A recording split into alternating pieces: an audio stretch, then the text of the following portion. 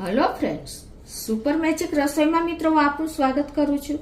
આજે હું આપણે દિવાળીનો સ્પેશિયલ મુખવાસની રેસીપી તમારી સાથે શેર કરું છું, જે એકદમ હેલ્ધી અને પાચનમાં મદદ કરે અને પોષક તત્વોથી અને ફાઈબરથી ભરપૂર એવા મુખવાસ હું લઈને આવી છું। તો તમને ચોક્કસ આ વિડીયો ગમશે, ગમે તો લાઈક કરજો, શેર કરજો અને સબસ્ક્રાઇબ કરવાનું તો ભૂલતા જ નહીં। અને મિત્રો બાજુમાં રહેલું બેલ આઇકન પણ પ્રેસ કરજો, જેથી કરીને લેટેસ્ટ વિડીયોની માહિતી તમને મળતી રહે। તો હવે આપણે મુખવાસના ઇન્ગ્રેડિયન્ટમાં જો આપણે આ સફેદ તલ છે જે 200 ગ્રામ છે અને 1.5 કપ જેવા છે, એનાથી અડધા એટલે કે 100 ગ્રામ તલ આપણે કાળા લીધા છે, જે વજનમાં 100 ગ્રામ અને 3/4 કપ છે। અને આપણે 1 કપ વરિયાળી છે જે વજનમાં 100 ગ્રામ છે, અને આપણે અળસી લીધી છે 1/4 કપ જે વજનમાં 50 ગ્રામ છે, અને આપણે અજમો અને સુવાદાણા એ બંને આપણે 3 ટેબલ સ્પૂન એટલે કે વજનમાં 15 ગ્રામ છે, અને આપણે વરિયાળી લીધી છે 1 કપ, એ પણ વજનમાં 100 ગ્રામ જેવી છે। અને બીજું આપણે હળદર અને મીઠું લેશું અને પાણી લેશું। તો બનાવવાનું ચાલુ કરીએ। તો મિત્રો આ મુખવાસ એવો છે ને કે જેમાં પછી તમે 1 ચમચી લ્યો ને તો તમને પાચન ક્રિયામાં પણ મદદ કરે છે, અને આપણને એસિડિટી અને કબજિયાતને પણ મટાડે છે, અને અમુક ખાસ માપ સાથે જ મેં તમને બતાવ્યો છે। અને બીજું કે આપણે આ મુખવાસ છે ને એક ટ્રીક સાથે જ તમને હું શેકતા પણ બતાવીશ। તો હવે આપણે ચાલુ કરીએ। તો પહેલા આજે આપણે સફેદ તલ છે ને એમાં આપણે 1 ટીસ્પૂન જેવું આપણે હળદર નાખી દેશું, અને 1/3/4 ટીસ્પૂન જેવું મીઠું નાખી દેશું,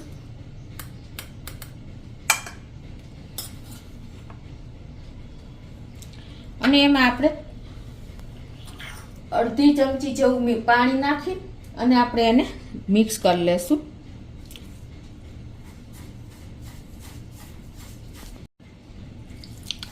ટૂંકમાં આપણે તલ ખાલી મિક્સ પાણીને કોટેડ થાય ને એટલું જ, એટલે કે 2 ટેબલ સ્પૂન જેવું પાણી જોયું છે। તો આ રીતે આપણે મિક્સ કરી લેશું।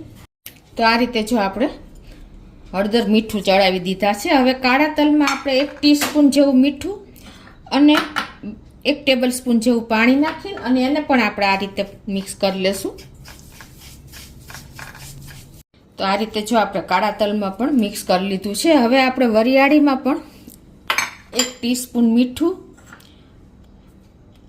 અને 1 ચમચી લીંબુનો રસ અને આપણે અડધી ટીસ્પૂન હળદર કે 1/4 ટીસ્પૂન હળદર પણ ચાલે, આ રીતે મિક્સ કરી લેશું। અને થોડુંક આપણે પાણી નાખશું। લીંબુનો રસ નાખ્યો છે એટલે પાણીની બહુ જરૂર નહીં પડે, પણ તેમ છતાંય જરાક આપણે નાખી દેશું। અને વરિયાળી થોડીક જાડી હોય છે એટલે આપણે થોડુંક ચડિયાતું પાણી નાખવાનું, એટલે સરસ પોહાઈ જાય। તો આ રીતે જો આપણે વરિયાળીમાં પણ લીંબુ ન નાખવું હોય તો નાખી શકો છો, બાકી સ્કીપ પણ કરી શકો છો। હવે અળસીમાં પણ આપણે અડધી ટીસ્પૂન મીઠું અને 1/4 ટીસ્પૂન હળદર અને 1 ચમચી લીંબુનો રસ નાખી દેશું।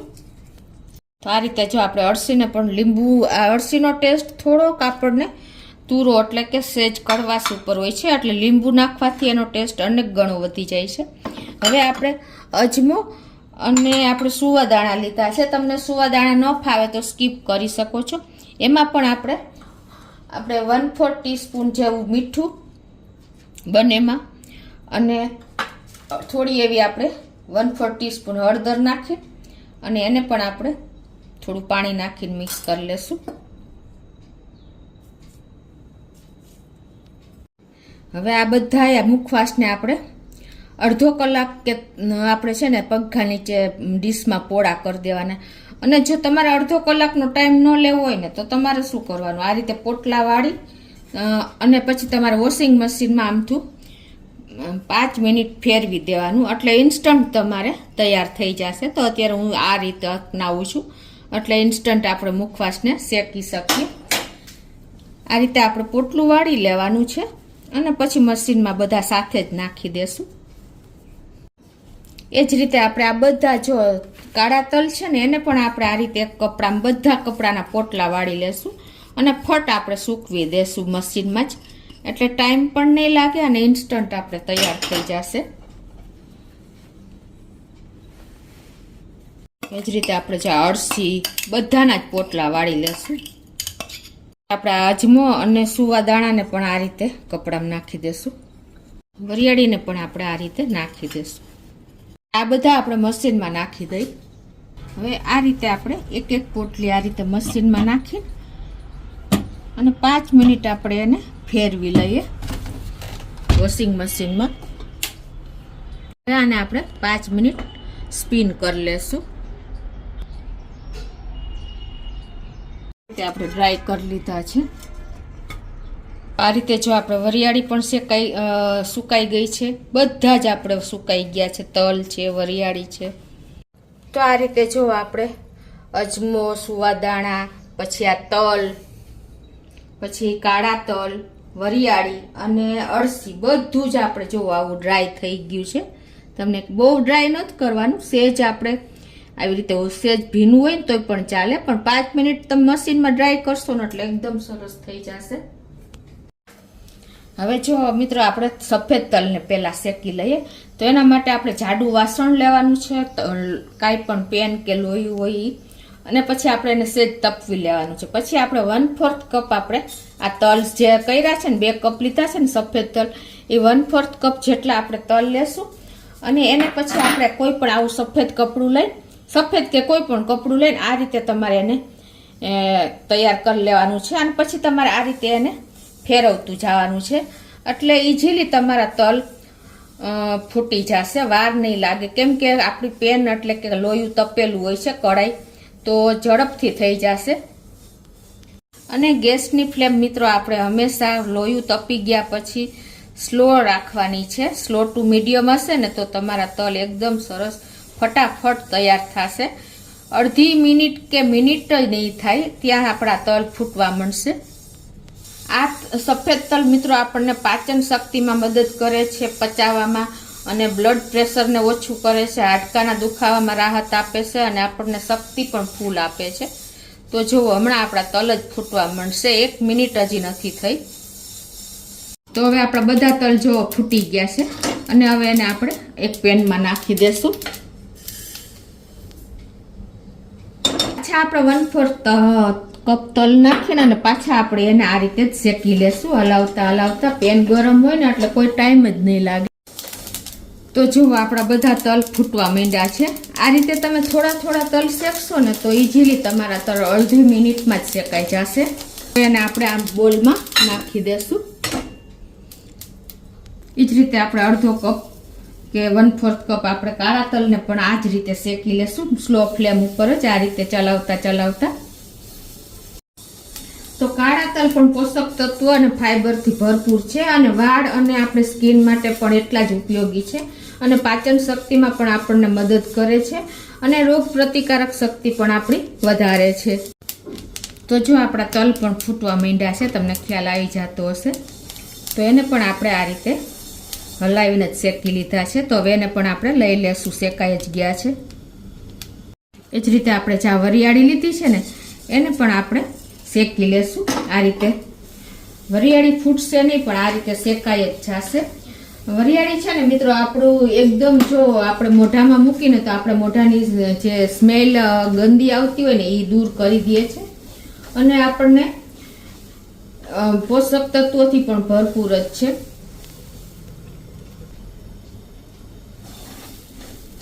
અને મિત્રો આ વરિયાળી છે ને આપણું લોહી પણ શુદ્ધ કરે છે, અને પાચનમાં પણ મદદ કરે છે. એટલે મુખવાસમાં આપણે તલ સાથે વરિયાળી બહુ જરૂરી છે. તો આ રીતે જો આપણી વરિયાળી પણ સરસ શેકાઈ ગઈ છે. તો એને આપણે એક બોલમાં લઈ લેશું. તો એ રીતે આપણે અજમો પણ આ રીતે જ શેકી લેશું. તો આ રીતે જો આપણે અજમો અને સુવાદાણા બંને સાથે જ શેક્યા છે, કેમ કે 3 ટેબલ સ્પૂન જ છે, એટલે 1/4 કપ જેટલા જ થાય છે. તો હવે એને આપણે આ રીતે એકદમ કપડું ફેરવીને શેકી લેશું. આ પણ તમારે અજમો ફૂટે સેજ, પણ સુવાદાણા બહુ ના ફૂટે. અને આ રીતે આપણે એને ચલાવતા ચલાવતા શેકી લેશું. મિત્રો આ અજમો અને સુવાદાણા બંને આપણે મોઢામાં મૂકીએ ને તો આપણે પાચક રસ ઝરે છે, એટલે કે લાર વધી જાય છે અને પાચનમાં પણ મદદ કરે છે. અને આપણને પેટમાં ગેસ થતો હોય ને તો એમાં પણ ખાસ ઉપયોગી છે. ક્યારેય તમને પ્રોબ્લેમ ન આવે તો ખાસ આપણે મુખવાસમાં એડ કરવો જોઈએ. તો મિત્રો આપણો અજમો અને વરિયાળી પણ જો ફૂટી ગયા છે અને શેકાઈ પણ ગયા છે, તો એને પણ આપણે હવે લઈ લેશું.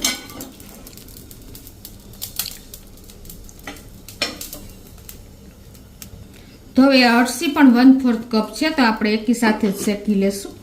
અળસી મિત્રો આપણે ફાઈબરથી ભરપૂર છે અને ઓમેગા 3 ફેટી એસિડ રહેલું છે, એટલે આપણા બોડી માટે બહુ સરસ કામ કરે છે અને પોષક તત્વોથી પણ ભરપૂર છે. પણ એનો ટેસ્ટ પણ જરાક આપણને સહેજ કડસો લાગે છે, એટલે આપણા હેલ્થ માટે, હાર્ટ માટે બહુ ઉપયોગી છે. તો આ રીતે આપણે અળસીને પણ શેકી લેશું. ખાસ મુખવાસમાં એડ કરવી જોઈએ.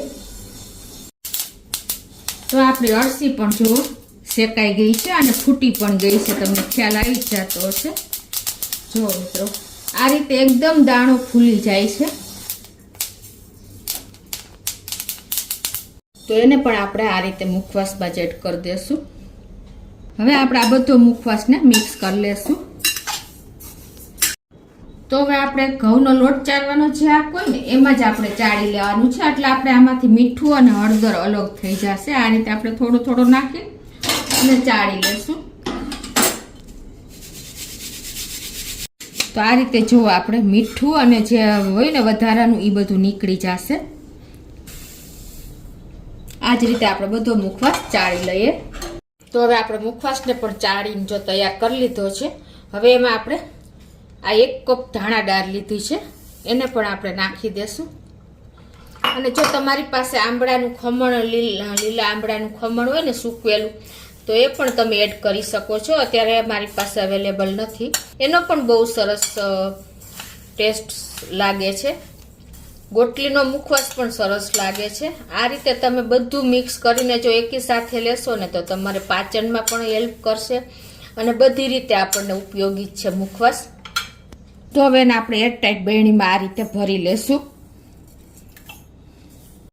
તો મિત્રો આપણો 5 થી 6 જાતનો ફ્લેવર વાળો મુખવાસ રેડી છે. તો તમે ચોક્કસ આ દિવાળી આ રીતે ટ્રાય કરજો, તો તમને બધી રીતે ઉપયોગી જ થશે. ગમે તો લાઈક કરજો, શેર કરજો અને સબસ્ક્રાઈબ કરવાનું તો ભૂલતા જ નહીં.